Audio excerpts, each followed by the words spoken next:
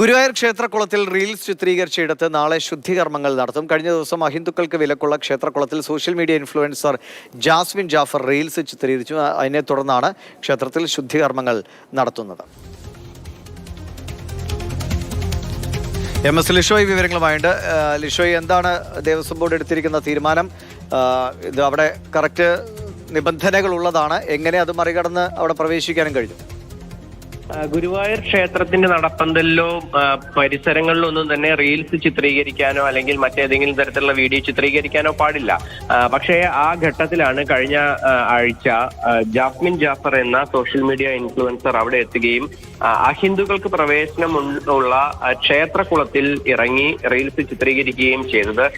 ഇതോടുകൂടി ക്ഷേത്രത്തിന്റെ ശുദ്ധിയിൽ അതിൽ വീഴ്ച പറ്റി എന്നുൾപ്പെടെയുള്ള കാര്യങ്ങൾ ചൂണ്ടിക്കാണിച്ചുകൊണ്ടാണ് നാളെ ശുദ്ധികർമ്മങ്ങൾ ചെയ്യാനായി ഗുരുവായൂർ ദേവസ്വം തീരുമാനിച്ചിരിക്കുന്നത്. നാളെ കാലത്ത് 5 മണി മുതൽ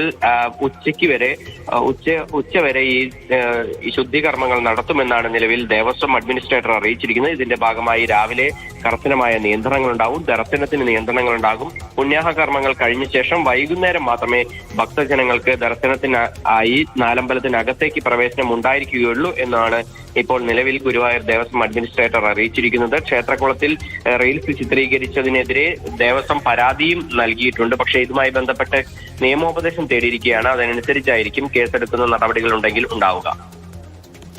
ശരി, ലിഷോയാണ് വിവരങ്ങൾ നൽകിയത്.